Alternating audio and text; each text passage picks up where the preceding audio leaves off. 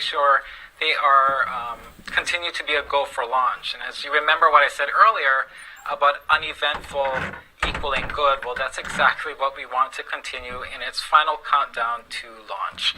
But of course, we're only seeing the tail end of what has been a lot of work to get to this point tonight. Throughout the year, the team here has been rehearsing for what are called anomalies, which are instances where a problem arises. So say a ground-based antenna goes down.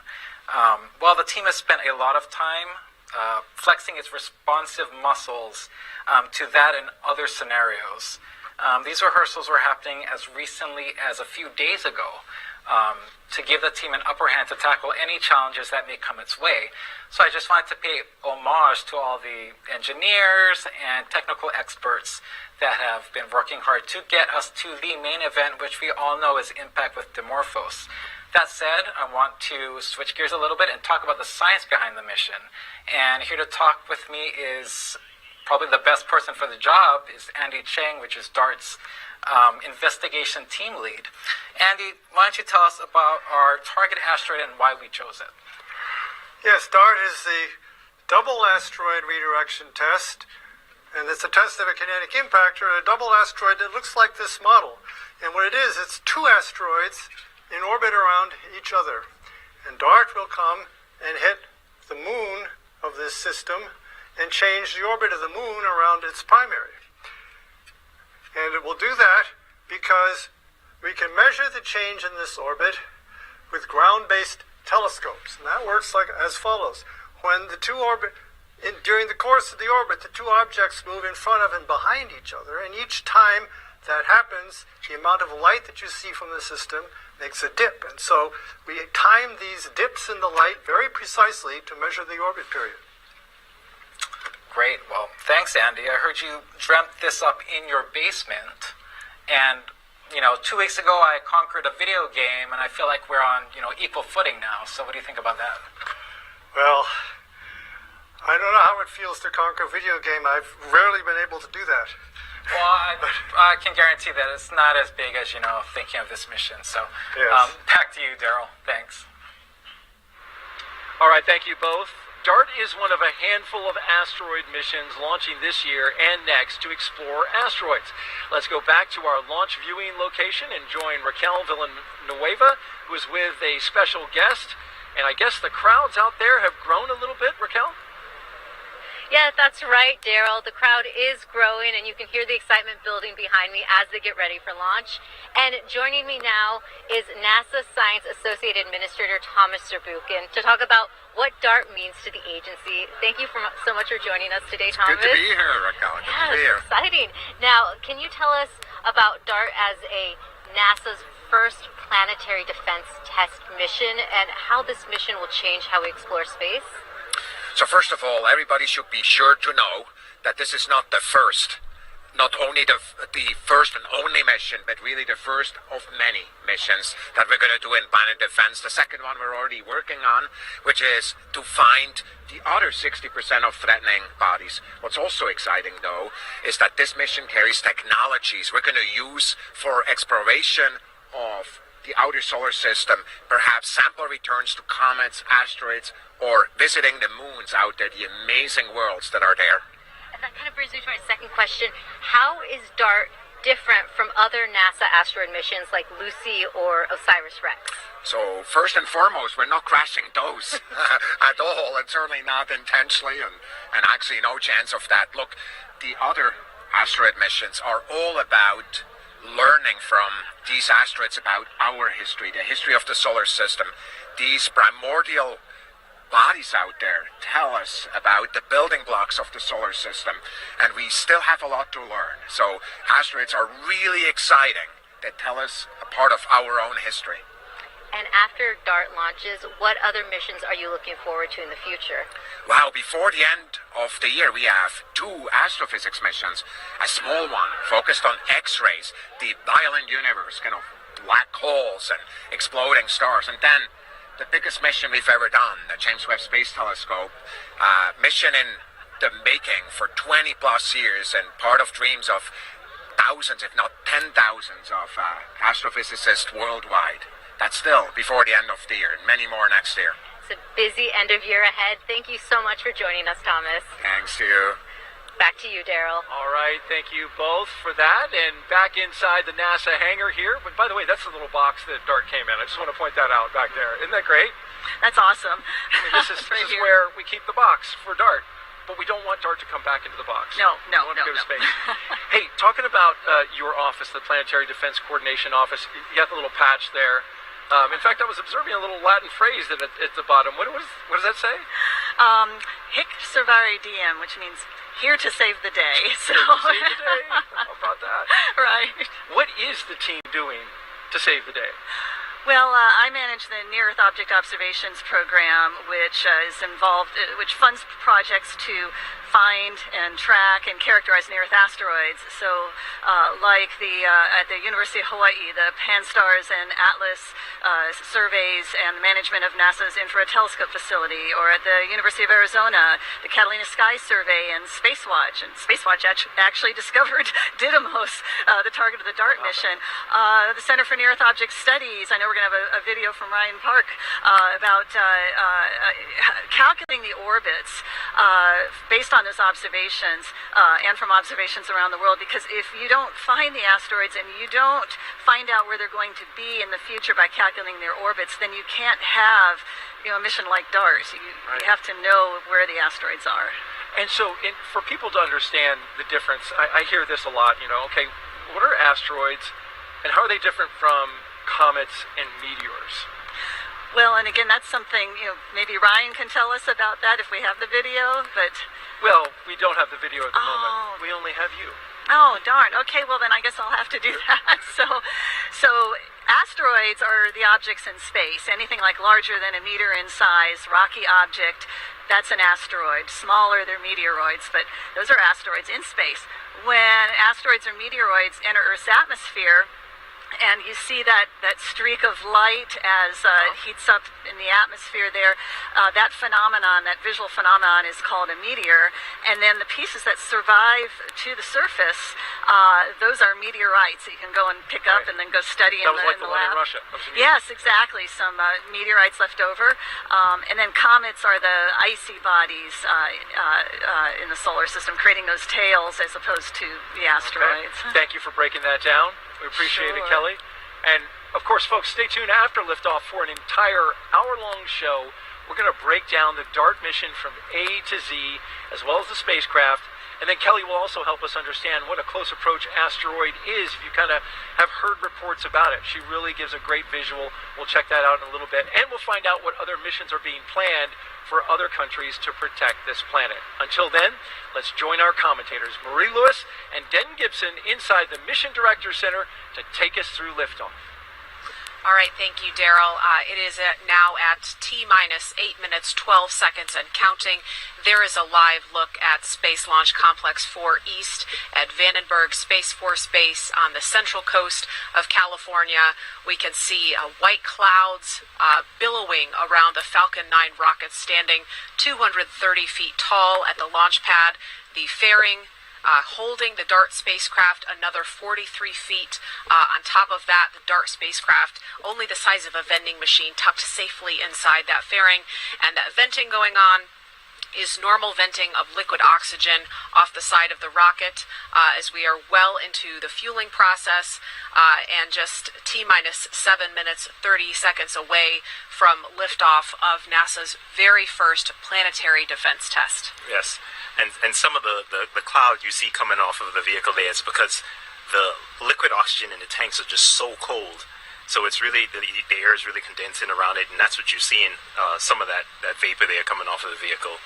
And coming up very shortly, we will be hearing the call up for stage 1 engine chill has started. And basically what that is basically getting the engines ready for engine start. It's going to reduce some of the thermal stress on the engines, and that's really what's happening there. And that should be coming up shortly here in a few minutes.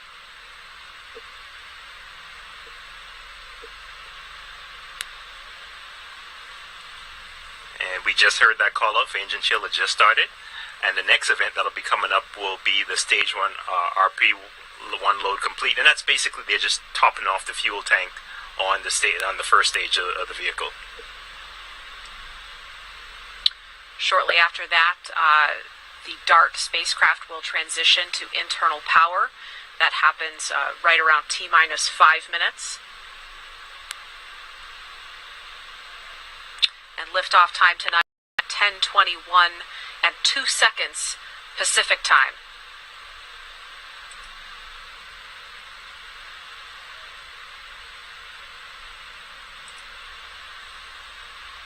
And we're still progressing towards T0. The count is going well so far. Everything is progressing well. And at this stage in the game, coming up soon, the other thing you will start to hear discussion about the strongback. And basically what the strongback is that fixture you see on the side of the Falcon 9 there. That is basically supporting the Falcon 9 leading into launch. It provides the power, the electrical power, and the fluids going to the Falcon 9 while it's standing there on the pad.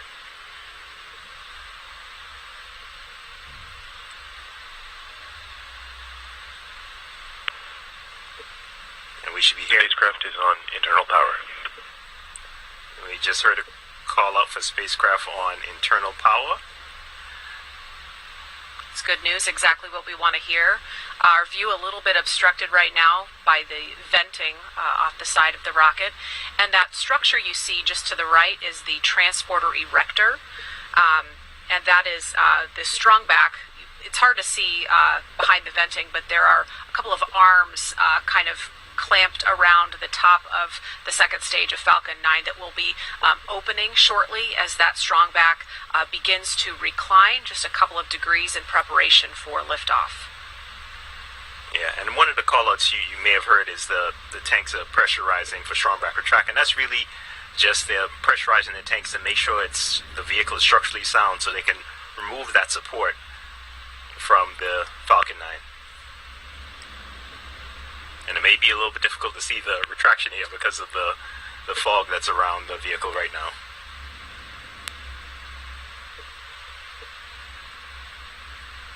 NLM, LD on countdown 1. LD, this is NLM. Looking to confirm you and your team are go for launch. Yeah, NASA is go for launch. All right, so we just heard that confirmation that the NASA team is go for launch. And we can see that strongback retract happening as we speak. And basically that was the last confirmation from between the NASA team and the SpaceX team to say that we're good to go. And Go ahead. And next milestone you hear coming up would be the stage 1 LOX load complete, and that's basically topping off the oxidizer tank on the stage 1. And that should be coming up here shortly. And you can see a little bit better on your screen now that the Stage 1 LOX load complete. Yep, just heard that confirmation. So the stage 1 is completely topped off of fuel and oxidizer, so we're looking good on stage 1 right now. And shortly coming up, you'll hear them topping off the stage 2 tank. there's a wider view now of the transporter erector. You can see that recline. And as we get into those final seconds before liftoff, we will see that recline even further, all the way to 45 degrees just before liftoff, clearing the way for DART to take flight. Yeah, and as you see, the strong back is tilted back a little bit. You see some cables that are still connected to the Falcon 9. Those are the umbilicals that are still providing power and fluids to the Falcon 9. And at liftoff, they will disconnect, and the strong back will move even further out of the way, and to give it a nice clearance when it takes off.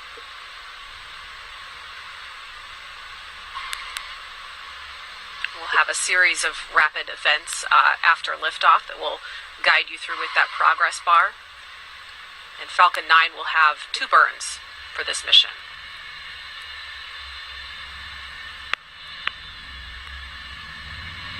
Stage 2 LOX load complete.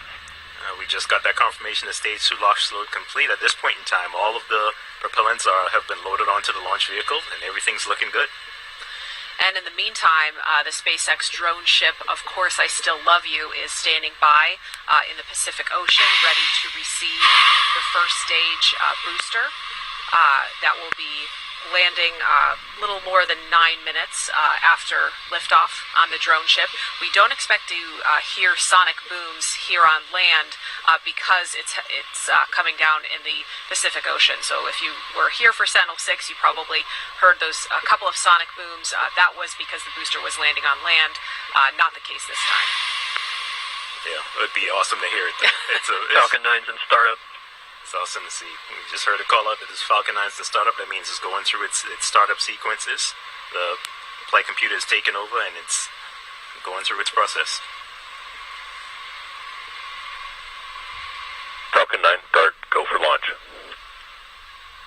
We just heard that final call that Falcon 9 and DART are go for launch. T-minus 35 seconds and counting. T-minus 30 seconds.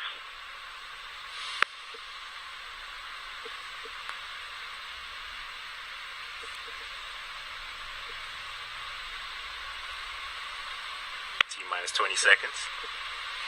T-minus 15. 10. 9, 8, 7, 6, 5, 4, 3, 2, 1. And liftoff of the Falcon 9 and DART on NASA's first planetary defense test to intentionally crash into an asteroid. So we're getting a nice view of the onboard cameras from the Falcon 9. So you can see it looking towards the aft end of the first stage. And you can see those engines coming to life. Stage 1 chamber pressure is nominal. And Falcon 9 will be reaching max Q in just seconds, the moment of peak mechanical stress on the rocket. And here in the Mission Data Center, we can feel the rumble from the Falcon 9, and it's always amazing to hear and feel. Power and telemetry nominal. Everything looking good right now. It's really shaking the building where we are. Vehicle supersonic. Just heard that call out for supersonic. Going faster than the speed of sound.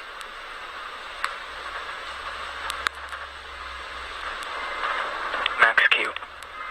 And we've just passed max Q, that moment of peak mechanical stress on Falcon 9. And everything's looking good. We're still getting some nice views of the onboard Falcon 9 camera. And we should be coming up on main engine shut off here in about a minute.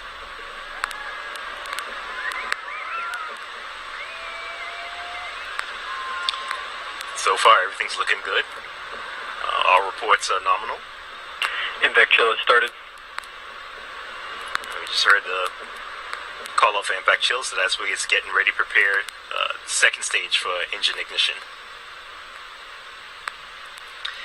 Now that main engine cutoff, or MECO, we expect at T plus 2 minutes 30 seconds, and then almost immediately after that, the first and second stage of Falcon 9 will separate, followed by the stage 2 first ignition, and then shortly thereafter, the jettison fairing at about T plus 3 minutes 8 seconds.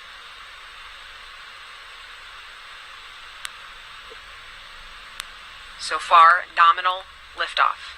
And as if you notice, the plume or the flame coming from the engines have gotten bigger. That means it's high in the atmosphere, where the atmosphere isn't compressing the flames coming from the launch vehicle.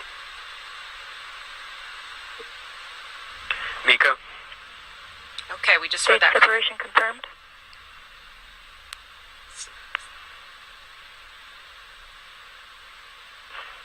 Invec ignition. So we just got confirmation of MECO, stage separation, and stage 2 ignition. And so this is a view of the stage 1 Falcon 9 booster. You can see those hypersonic grid fins beginning to extend. The shot is a little bit dark, but you can see them extended out from the base. Bearing separation confirmed.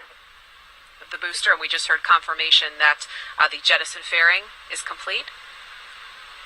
And those hypersonic grid fins help guide the Falcon 9 booster back down towards Earth. Again, it's heading towards the Of Course I Still Love You drone ship. Up to stage 2 on nominal trajectory. So we just heard everything's looking good for stage 2. You heard the positive confirmation of fairing jettison. And the Falcon 9 booster will be coming back. They'll be doing 2 burns. They'll be doing a boost back burn to get it closer to the Of Course I Still Love You that's sitting about 400 miles south of where we are, off the coast of Baja, California. And then they'll do another burn when it's coming in for the landing. We're at T plus 4 minutes, 6 seconds, and so far, nominal ascent of the DART mission, NASA's first planetary defense test. Falcon 9 booster will begin its re-entry burn in a little over 3 minutes. So far, everything's looking great. And that's exactly what we wanted to hear. It was awesome to hear it and feel a launch while we're sitting here in the Mission Data Center. Yeah, that rumble never gets old. Yeah. And hard to believe in about 11 months from now that DART spacecraft the size of a vending machine is going to Mid-flight guidance.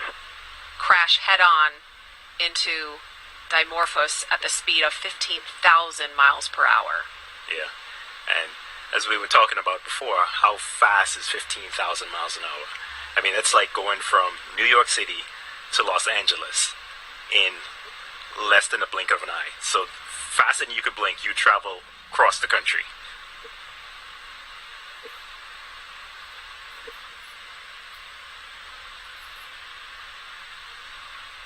So right now we're getting a good video that's looking at the interstage. We're obviously having some technical issues with some of our video feeds. Stage 2 on nominal trajectory. Trying to get those feeds, get those kinks worked out so we can get those views back for you. But in the meantime, we will continue to talk you through everything that we're hearing. We can't see those views, but we are hearing that everything is nominal and on track. Yeah. And as you heard before, it may be difficult sometimes to get the video from the stage 1 landing.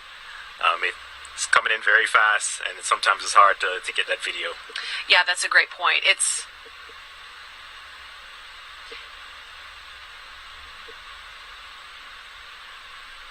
Okay, we can see, and we see a view there. It's just very dark out.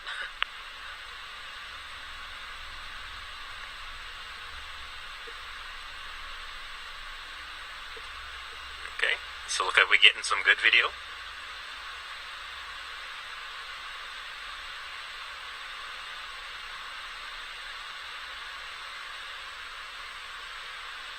Stage 1, FTS is safe. Stage 1, entry burn, startup. Alright, so we got stage 1 coming in. Now you've got a better look at those grid fins.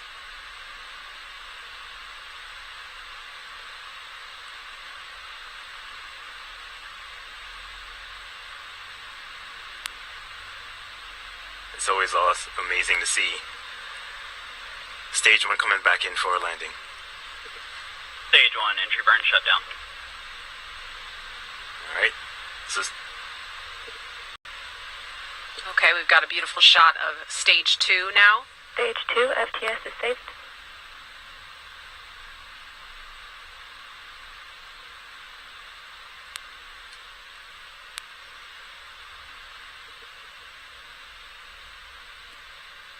Terminal guidance.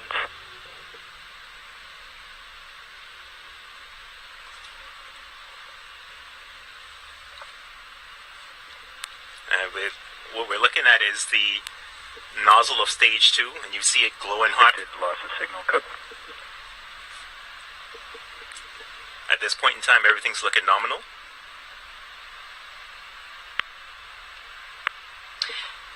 And what you're seeing is that MVAC engine on the Falcon 9 second stage glowing, glowing red hot. And we just heard that engine shut down.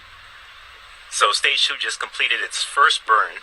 of the first of two burns. So the first burn of second stage is helping to circularize the orbit after the launch vehicle has gotten off of Stage 1, landing burn. the surface of the Earth. And then there's a second burn that'll be coming up. But right now, we are getting the landing burn from stage 1. It's coming in for his landing. Looks like we're getting some good video. Stage 1, landing leg deployed. You can see this. You can see the drone ship. The landing legs are out.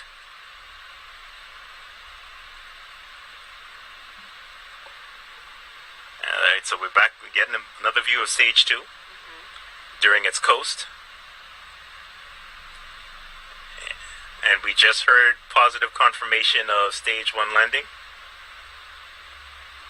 Yeah, it's tricky to maintain that feed from the drone ship at the moment of landing, but we do have confirmation that the first stage booster has landed safely and successfully on the, of course, I Still Love You, off the coast of Baja, California. And so now we are in the first coast phase of the Falcon 9 second stage, of course, still attached to the DART spacecraft. So going to be coasting for the next 20 minutes or so, give or take, and then second burn will get started. So we're going to keep an ear on things, but for now, we want to learn a little bit more about DART's mission, and to kick us off, we want to hear from the director of a new Hollywood movie about a cataclysmic comet. I heard there's an asteroid. Tell me about it. Hi, I'm Adam McKay, director of Don't Look Up. Our movie is about 3 scientists who tried desperately to warn the planet of an impending doomsday comet and are ignored. Our movie's made up. It's a comedy. But in fact, the brilliant scientists at NASA are actually launching a mission. It's called DART, the Double Asteroid Redirection Test. And what they're going to test is, can you send up a mission that can deflect an asteroid and steer it away from Earth if, God forbid, something like that were ever to happen? Remember to keep an eye out for it. It's going to be spectacular.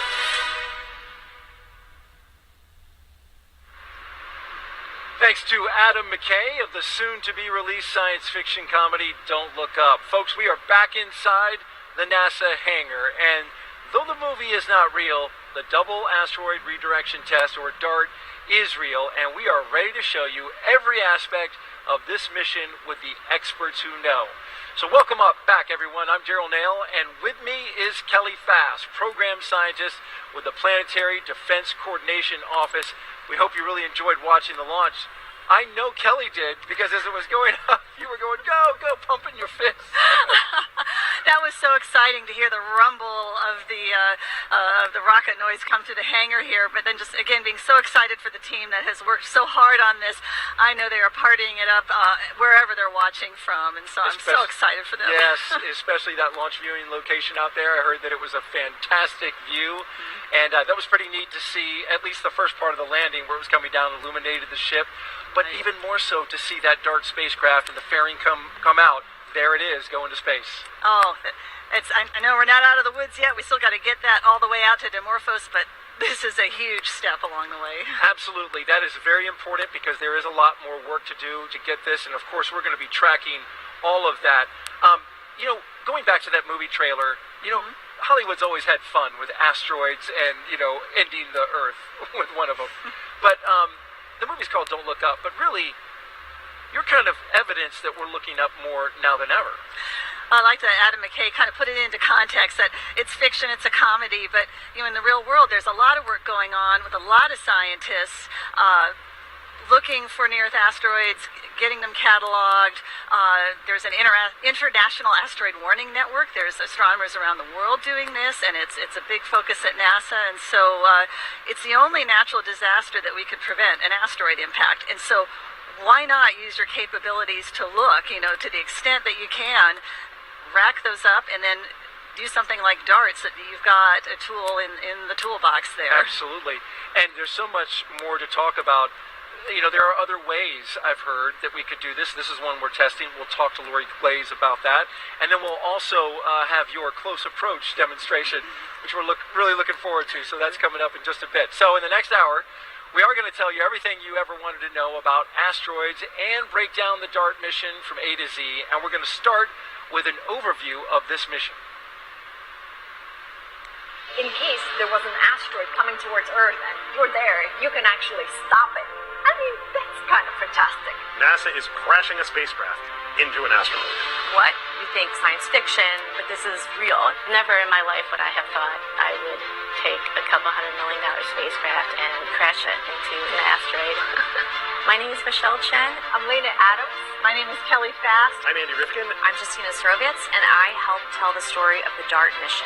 I'm a planetary defender. And I study how the orbits of asteroids change after we hit them with spacecraft. My job was primarily to make sure all the systems on the spacecraft work together. The DART mission is NASA's first test of a planetary defense technique called kinetic impactor. DART is the Double Asteroid Redirection Test. It's just a spacecraft that is going to go and smack an asteroid. The moonlet Didymos, which orbits the asteroid Didymos, And see if we can change its trajectory just a little bit. in order to show that we can deflect incoming asteroids if we need to. DART will only be changing the period of the orbit of Dimorphos by a tiny amount.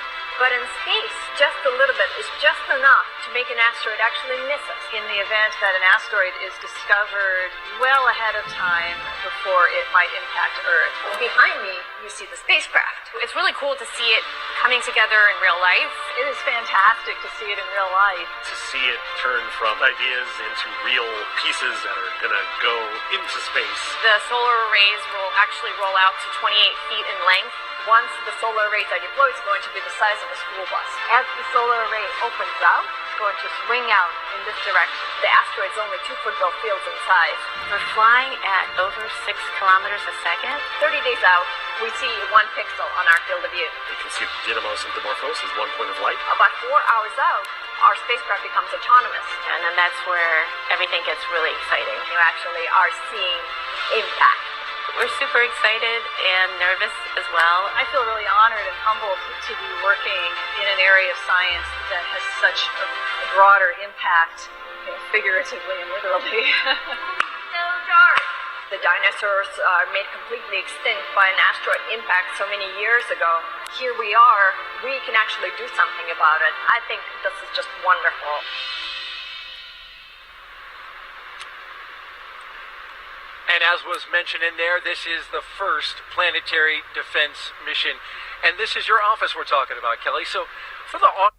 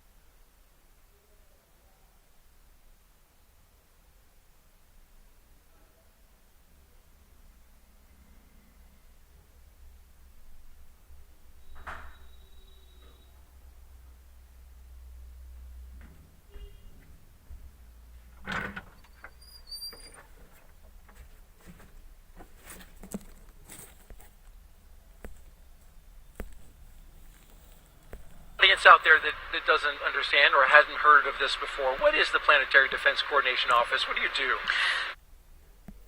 Craters tens of kilometers wide and cause huge amount of devastation. We have to go far back in time for such an event. And those old craters are not easy to spot because by now they're heavily eroded, they're filled with sediment, or they can be at the bottom of the ocean. But to keep the long story short, small impacts, they happen all the time. especially given that about 15,000 tons of space dust hit Earth every year. And large impacts are rare, and we're talking millions of years rare. So when was the last time an asteroid hit Earth? Probably today, but the odds are it was very small and just farted in the atmosphere. The binary asteroid system DART is taking aim at was chosen for many reasons. Let's join Raquel Villanueva with a special guest to explain that. But first, Raquel, you saw the launch in person live. What was that like? Ooh, it was chilly with lots of excitement and lots of cheers, lots of fun. And I am here with DART program scientist Tom Statler to talk about the Double Asteroid mission. Like, what did you think of launch, Tom? Oh, Raquel, it was a beautiful, beautiful launch. Tremendously exciting. Now, can you tell me why the asteroid was chosen? Oh, well, a binary asteroid system, and the Didymos binary asteroid system is the perfect natural laboratory for the Double Asteroid Redirection Test. For one thing, the larger asteroid makes sure that the smaller asteroid is held in orbit around it, so there's absolutely nothing that we can do that would make this asteroid a danger to the Earth. But more important, it's about the measurement. We need to be able to measure how efficiently DART deflects the asteroid, and we're using that binary orbit of the little asteroid around the big one to do that. We're going to change the period of that orbit by just a few minutes, and we're going to be able to measure the size of that change using telescopes on Earth in the weeks and months after impact and precisely determine exactly what it was we did. Now, DART is called a kinetic impactor, which is intended to change the orbit of an asteroid. So what kind of mass and speed is needed to alter the orbit of this particular asteroid? Well, the DART spacecraft weighs about 500 kilograms, which Andy Rivkin, one of the investigation team leads, said the other day is about the mass of a small cow, which is, I guess, true. And it's going to be impacting the asteroid at a speed of about 15,000 miles an hour. So at that speed, it covers the last 4 miles to impact in 1 second. Now, that's going to deliver enough of a push to the asteroid to change its motion by a fraction of a millimeter per second. But it is more than just the push of the spacecraft. It's also the energy released in that tremendous collision at 15,000 miles an hour. Now we can envision the small cow. Now, really quickly, how do you measure success for this mission? Well, success is, of course, first, we want to execute the kinetic impact and strike the asteroid. But success is really being able to see the magnitude of that change. And at the end, when the observations are done a few months after impact, having that measurement and knowing exactly how efficiently we deflected the asteroid, and then later with additional data being able to put that in context and knowing what we might have to do for a similar asteroid or a different asteroid in the future if we ever do need to deflect one. Tom, thank you so much for answering our questions today. My pleasure, Raquel. I'll send it back to Daryl. Thank you, Raquel and Tom. And so now I have a clear picture of the size. Vending machine, golf cart, and cow. That's great. Crystal clear now. Well, from time to time, you'll hear a report about an asteroid making a close approach to Earth. As my co-host Kelly Fast shows us, a simple demonstration with a basketball, an orange, and a tiny pebble can help us get a better understanding of what's a really close approach and what's not. Well, and here we are. Here we are, big open field. You know, we're just talking about how sometimes you hear about asteroids that pass close to the Earth, and maybe the news will say, oh, there's an asteroid passing 10 times the distance from the Earth to the Moon. And I think, whoa, man, that's close. Well, yeah, it sure sounds like it, but what does that mean? And you found this basketball that looks like the Earth, and so we can do a scale model here. So if the Earth was that size, the Moon would be the size like of this orange. And so what I'm going to do is I'm going to move it out to where the Moon would be if it were this size. Oh, okay. So here we go, probably about 25 feet, which I paced out earlier. So and so if the Earth were the size of a basketball, then the Moon would be out here. And so if an asteroid were passing like at 10 times the distance from the Earth to the Moon, it would be 10 times out that way. Right, even probably past the building. But on a cosmic scale, not that far. We still want to keep an eye on asteroids that could come this close. But as asteroids pass closer to the Earth, again, they're not impacting. As we get to maybe this distance, this is about like the distance of the weather satellites. That's really starting to get close. We don't want to get buzzed that close. What do you have to show for the asteroid? Well, if you had this type of a scale, an asteroid might be about, in fact, this is too big. This pebble is even too big to represent even the asteroid that took out the dinosaurs. Really? Yeah, it would probably be smaller than a grain of salt, but we wouldn't be able to see it very well here. So is this a close approach? Yeah, we would call that a close approach, but it's not an impact, and so we're good. And this seems very small relative to the Earth, but it's the speed when they're going very fast. Like if you've ever been at the beach, you get sandblasted when it's windy.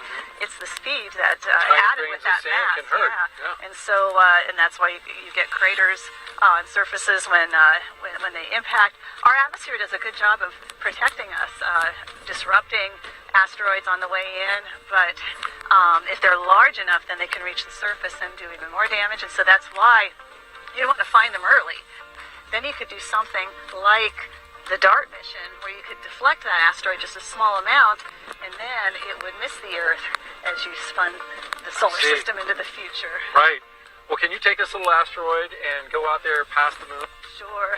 Because that just makes us feel better. Now it's way out. Keeping where it should be out here. I enjoyed that. That was fun. That was a lot of fun. I can't believe you found a basketball that looked like the Earth. That was perfect. Specifically for this demonstration. Great job, Kelly.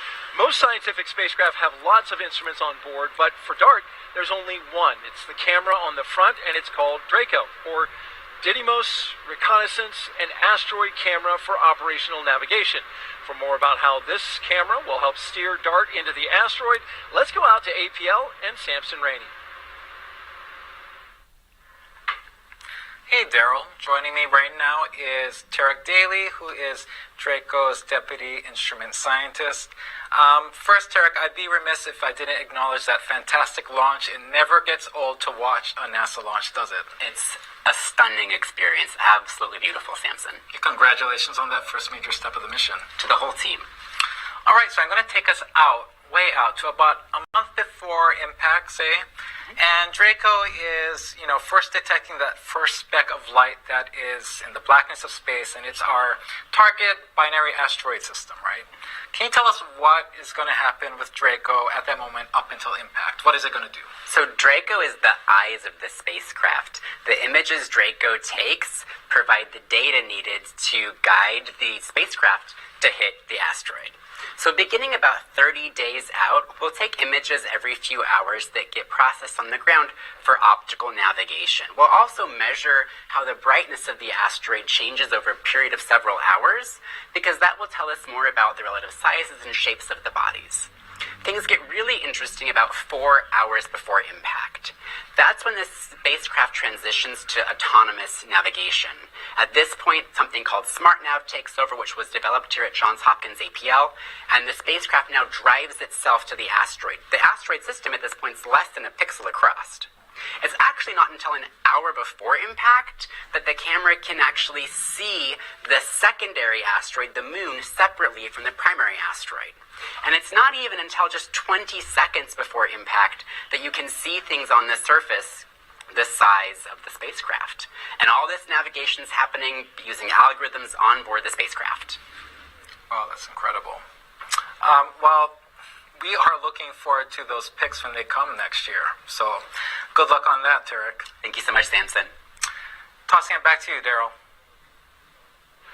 All right, thank you, Samson and Tarek. The DART spacecraft is still flying through space, and we have an important flight operation happening in just a few minutes. So let's check in with Marie and Denton for the latest on that.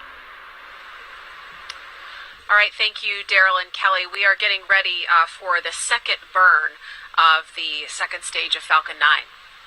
Yeah, and basically what was happening here is after the coast, the engine going to fire up, and it's going to be a shorter burn, and this is basically going to give us the velocity to get out of Earth orbit and heading towards the Didymos system. And so we expect that second burn to begin at T plus 28 minutes, 31 seconds. So we have a view there now of, that is the Merlin MVAC engine on the Falcon 9 second stage. and that second ignition coming up in just a few seconds. Yeah, and as we approach the ground station, we're getting better telemetry and video from the vehicle. And from there, you can kind of see the trajectory of where we are heading towards right now. Right now, we're near the southern tip of South America. MVAC ignition. And we just got confirmation of MVAC ignition. And you can see the video there. You can see the engine coming to life. And so we are, right now, DART is near the southern tip of Chile, near the capital city of the area's southernmost region. And so this next burn lasts just under a minute, and then we expect to hear second cutoff at T plus 29 minutes, 27 seconds, so in just a few seconds now. You can see that MVAC engine glowing red hot during this second burn.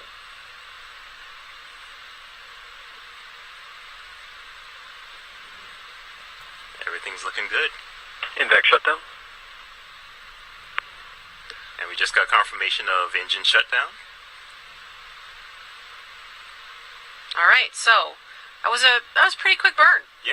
Yeah, and that was just a short burn needed to give it that velocity so it can head towards the Didymos system. Okay, so now we are in a coast phase again. Nominal escape burn. Okay, so confirmation, everything nominal. There is a view of the Of Course I Still Love You drone ship with the booster safely landed there. That is the third landing of this booster, so congratulations to SpaceX on yet another one. In the meantime, DART is in a coast phase with the second stage for about another 26 minutes or so. And during this coast phase, the spacecraft will fly over the South Pole. And by the time of spacecraft separation at roughly T plus 55, 56 minutes, DART will be near the southern tip of Madagascar. So we'll be continuing to keep an ear on things. So far, this has been a beautiful start to DART's journey. It's got 11 months roughly to make it to the Didymos system, where it will impact Dimorphos in late September or early October of 2022. For now, Daryl and Kelly. Actually, no, we are going to go over to NASA's Megan Cruz. She spoke to the Launch Services Program flight design expert about what it takes to design a trajectory as complex and as unique as this one in order to get DART to its very precise destination to impact that asteroid. So let's go over now to Megan Cruz.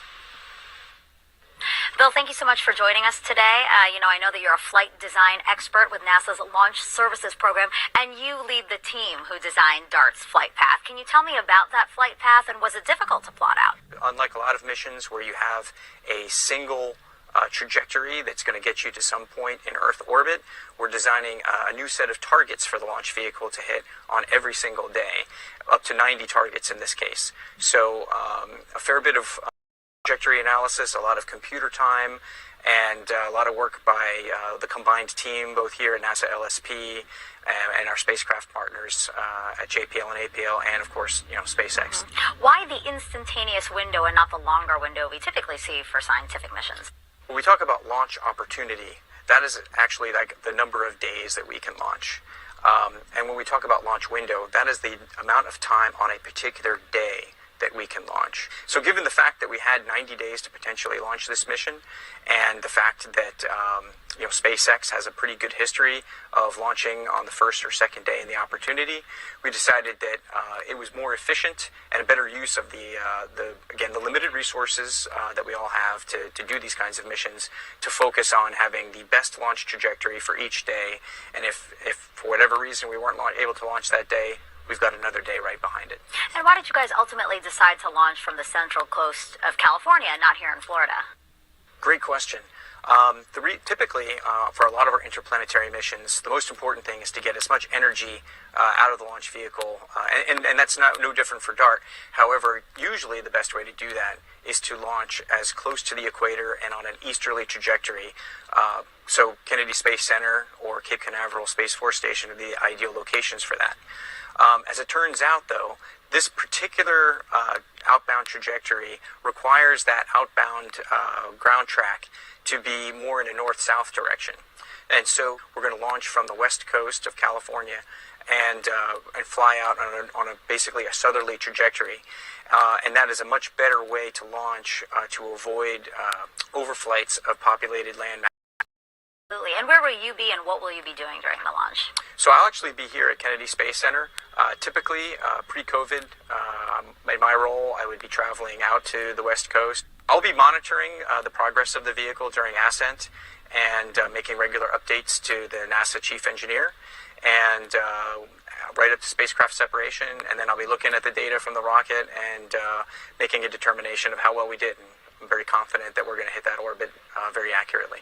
Bill, it sounds like you'll be very busy during launch. I hope you find some time to enjoy what you guys have worked so hard to do. Thank you so much. Thank you. All right, thank you, Megan and Bill. Planetary defense takes planetary participation. Here's a message now from Administrator Bill Nelson about NASA's leadership in this global effort. At NASA, we are always looking upward, keeping an eye on the sky for potential hazards and exploring asteroids to help us unlock the secrets of the formation of not only our solar system, but the universe. Well, we have a new mission, NASA's Double Asteroid Redirection Test. It's known as DART, and it's going to help us learn if by intentionally crashing a spacecraft into an asteroid to see if there's any slight change in its trajectory. And this collision will change the asteroid ever so slightly so that if you got it way, way away from Earth, if it was inbound to Earth, you could change that trajectory and it would escape Earth. And what DART's going to do, it's going to ram this asteroid, that is an asteroid revolving around another asteroid, it's going to ram it at 15,000 miles an hour and see if we can change that trajectory just a little bit. And DART is not only going to help NASA, but indeed the world prepare in the event that an Earth-threatening asteroid were to be discovered and we thought it was coming to Earth. So this is important. Go DART. Thank you, Administrator Nelson. Joining us now is the director of NASA's Science Mission Directorate's Planetary Science Division.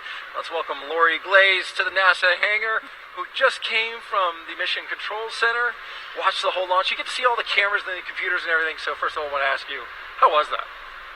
It was really incredible, I have to say. Sitting there in the room with the headphones on, and you can listen to the spacecraft team as they go through all of their checks and making sure that they've got everything ready to go, and all the go for fuel, and then watching the monitors. You can see the fuel tanks filling up, the main booster, and on the second stage, and then the final poll when you get, the spacecraft teams go for launch, and then you hear the launch team say, "Is NASA ready for launch?" And NASA launch manager says, "NASA is go for launch."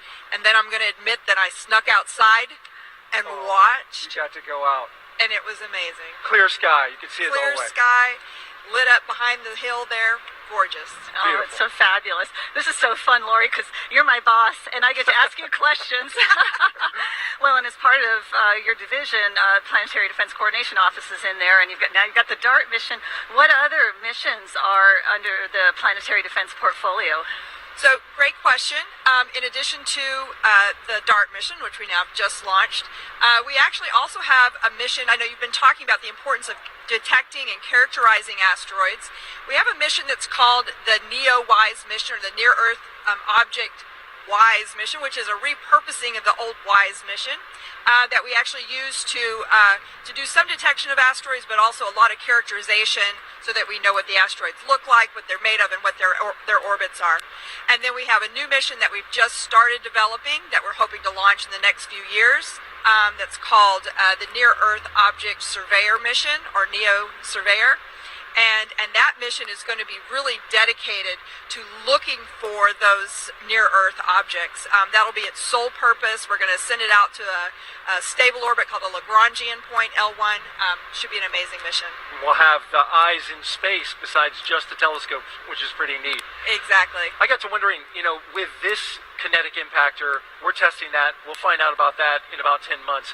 But do we have any other ways that we're looking at to move an asteroid off course? Yeah, that's a great question. So there are multiple ideas that have been thought about in different techniques that have been developed and studied.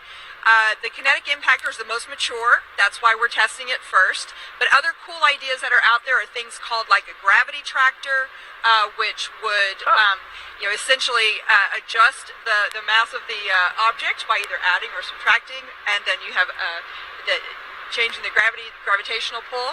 Another idea which is out there is to potentially detonate a nuclear device, not on the, you don't want to blow up the asteroid. Well, it sounds like Armageddon. No, not quite. No, you don't want to do that. You want to detonate it near the asteroid to just give it a push. How about that? Fascinating. All technologies you're working on. Lori Grays, Director of NASA Science Mission Director at Planetary Science Division, thank you for being here. It's my pleasure. All right, so with that, it's time to ask the expert scientists at NASA another question about the asteroids. And this one, folks, this one's for NASA asteroid expert Davide Farnocchia. We're going to ask him the question, is NASA aware of any Earth-threatening asteroids? No, there is no asteroid that we know of that is concerning in terms of impact hazard. Now, we know that asteroid impacts have happened in the past and can certainly happen in the future. But we should keep in mind that those are rare events. An asteroid impact that could cause serious regional damage only happens every few thousand years or longer. Still, it's a good idea to protect us against that possibility, and the rule of the game is find asteroids before they find us.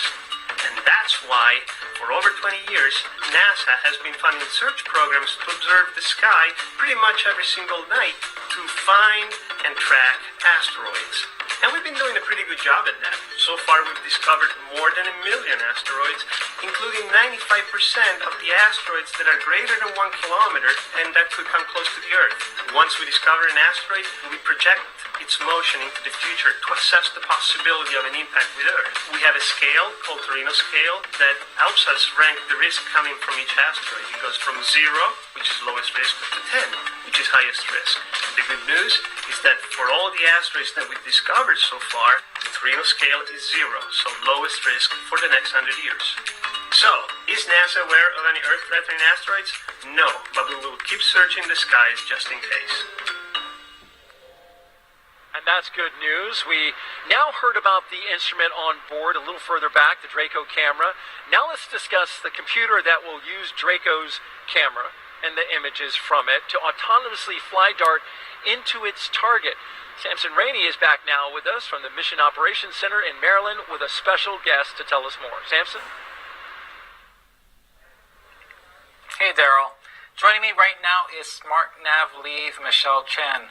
Michelle, give us some insights into what you call the brains of the spacecraft. How will SmartNav allow DART to identify its target and stay on that target for the whole 4 hours before impact? Right, so at 4 hours is when SmartNav starts controlling the spacecraft. And if you imagine that you're the spacecraft and you're looking at the Didymos system, you're going to see the Didymos system and Didymos itself. And at about an hour to go is when the little guy, Dimorphos, starts eclipsing and coming out from eclipse. And it is at that point that we start guiding towards Dimorphos. Great. So why did you choose this method for the mission as opposed to other alternatives? So this method, we kind of need it because everyone's been talking about the 15,000 miles per hour. So that's 250 miles in 1 minute.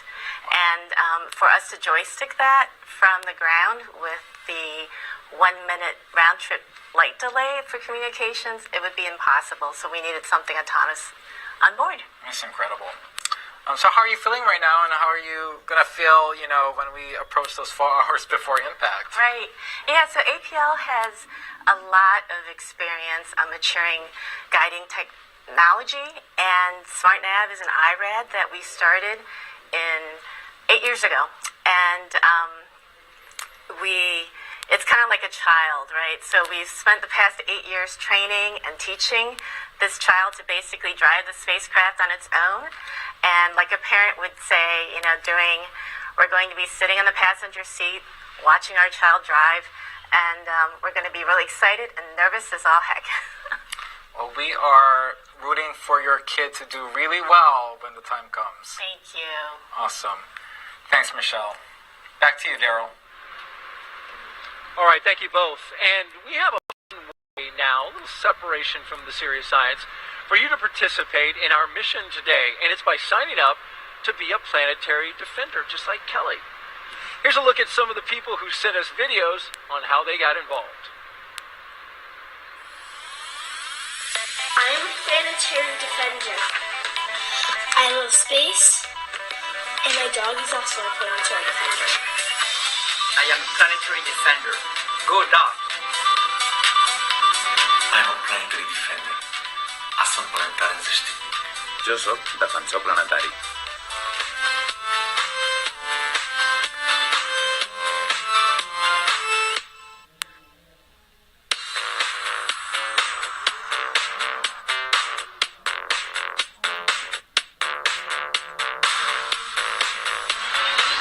Cosmo e io siamo difensori planetari.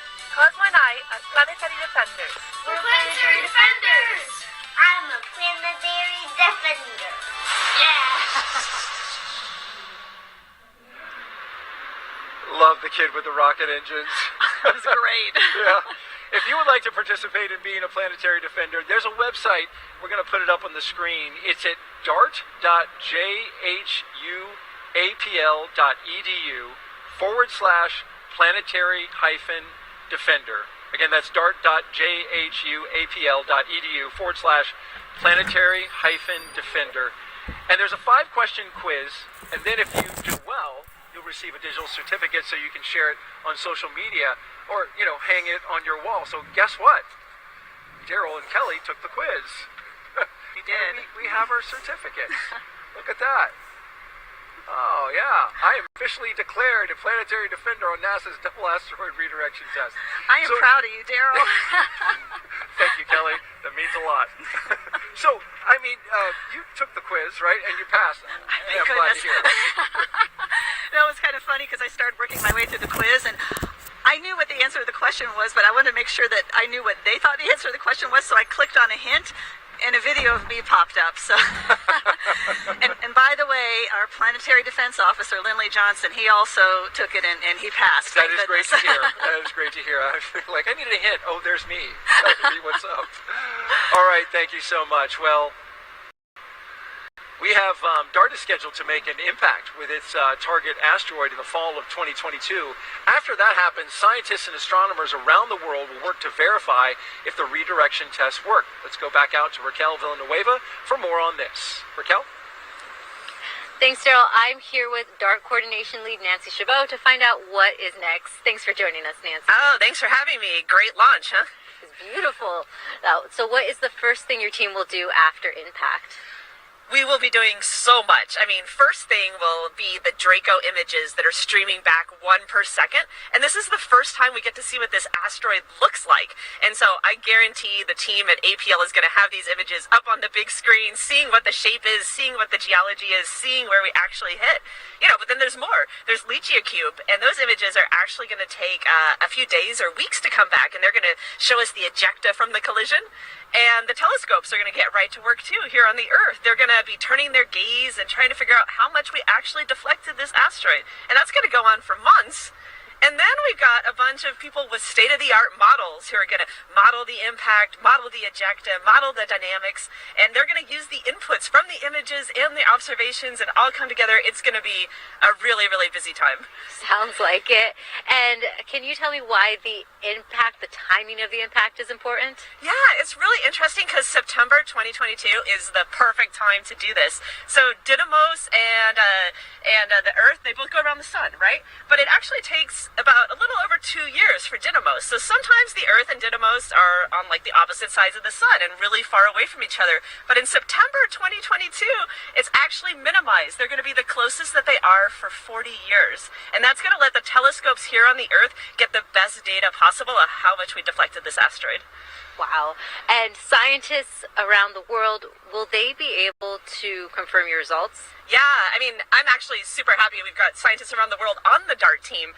And so this is an international team for an international issue, right? Like planetary defense is our whole planet. We're all on it together. And that's there. We've got obviously the Licia Cube contributed by the Italian Space Agency.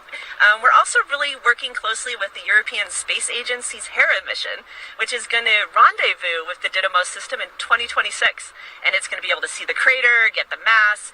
And it's really exciting because, you know, DART is just the start, and then Hera will get there, and these two missions combined will show us even more than anyone could do on their own. And it's just really a great example of international collaboration for this international issue. It really is. And what was it like seeing the launch today? It was really spectacular. I didn't really know what to expect so much, but then when you just saw it like light up through the sky and sort of change the things, and everybody erupts in the cheers, it's really real, you know, and but in some ways this is just getting DART onto this next phase. I'm looking forward to these 10 months and then the collision and then everything I just described starts, and we've got so much to look forward to. Busy time ahead. Thank you so much for joining us, Oh, Nancy. thank you. This is great.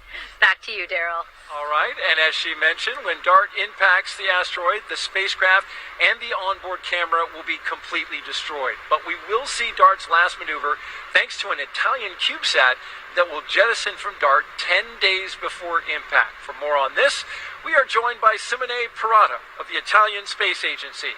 And we're going to talk about Licia Cube, which stands for Light Italian CubeSat for Imaging Asteroids. So, how did this idea for a DART CubeSat actually come about? Thank you. So the idea of CubeSat came about in the time frame of 2017. At the time, the Italian Space Agency was already running a project that is called Argo Moon, and there's a similar CubeSat that will fly on the Artemis 1 mission. So this CubeSat will provide important information and images of the launcher. So we thought, why don't we propose a similar CubeSat that will support the DART mission? Anyway, we were somehow, contacted by NASA, and then the idea came in this way, and we started this new challenging project, and we are very excited to be here. Yeah, it's like DART throwing out a cell phone to take a selfie right before it rams into an asteroid. Right. Yeah, I don't know if it's okay. We still kind of sometimes refer to it as a selfie sat, but or seriously, what can you tell us more about Licia Cube's scientific objectives? All right. We will support DART. We are kind of witness of the immediate effect of the impact, because later on, the effect of the impact, yes, will be measured from the Earth by telescopes, but we will provide unique images. Yeah, this is Licia Cube. It's has been just deployed from DART. So while DART is targeting and then impacting the asteroid, we will maneuver in a way that will allow us to pass in a safe distance, so not to be impacted by ejectas, but at the proper distance to have a good resolution of our images. That is super cool. Yeah, so the plumes is important information, and we will also provide information on the other side of the asteroid that is not visible by DART, that is coming from just one direction. So can I use a small model that is... Sure. What do you have? I have with me just a small toy that my daughter did with the Lego bricks. Like Legos. Yes, they are Legos. But in particular, they are the Legos that I received when I was a kid. They were stored for 30 years, and now my daughter is using. So 30-year-old Legos repurposed on the show today. You can see from the color. Yeah. They're not properly white. Anyway, while Licia Cube is approaching the scene, it's maneuvering, and the velocity is an issue because DART is intentionally very fast against the asteroid. And we have limited resources on board as a CubeSat, so we cannot modify our velocity so much. So we'll be very fast while we are approaching the scene. Okay. And we will try to be out of the plane, have a good illumination of the scene, and then we will look at the plume that will be generated, and we will maneuver, change the attitude in order to image the other side of the asteroid. That's fantastic. Not just getting the impact, but the other side. Yeah. And we showed that with Legos. It's my favorite part. Well, and this is great with the Legos. Using that, can you tell us what are the main components of LichioCube and how do they work? Sure. LichioCube is a 6U CubeSat in size, and it's a complete spacecraft. You can see it's equipped with all subsystems. The core is made by the two instruments, the two cameras. One is with a narrow field of view, and the other has a wider field of view. So they have complementary functions in the action. And real quickly, how close will LichioCube come to the asteroid? Well, we had a trade-off on this decision, and in the end, the proper distance at the closest approach will be around 55 kilometers. That is again a safe distance, but is good enough to have a resolution on the surface of about 1 meter per pixel. That will allow us to have good information on also on the morphology of the surface, maybe the crater. The crater is not completely sure that we can image because the plume can cover it. When we need the proper time to allow the plume to be developed enough. So while we are having our flyby, we can have a complete modeling of how the materials will be released. That's fantastic. Simone Parada from the Italian Space Agency. Thank you so much for that. Thank you for bringing your Legos. Yeah. That was great. It is like a kind of lucky charm for us, and my daughter wants this back, so I take it back to Italy. All right, let's check in with Marie and Denton to find out more about spacecraft separation, guys.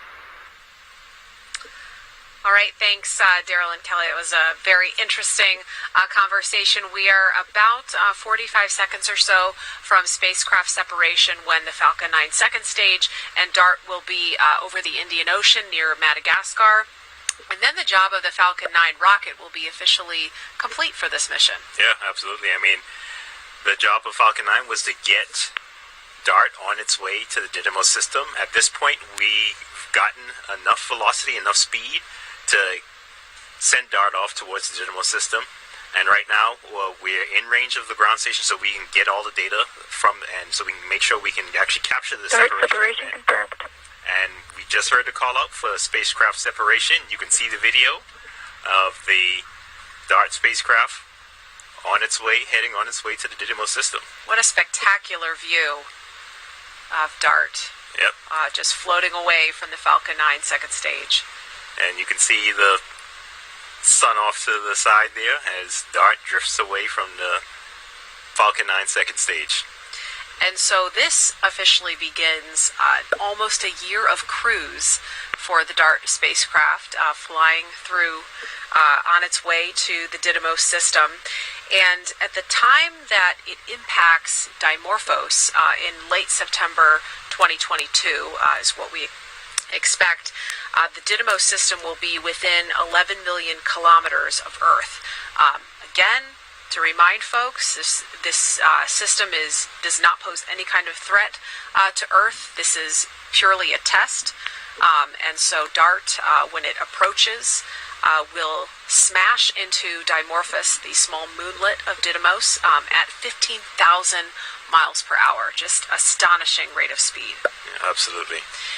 Now, the next thing that we have to get through, obviously, spacecraft separation is a huge milestone, but we're not out of the woods yet. We still have to get acquisition of signal from the DART spacecraft, and that takes a little bit more time, right, Denton? Yeah, and at this point, the launch vehicle has done its job, and we just want to make sure we basically hear from the DART spacecraft and make sure it's doing well.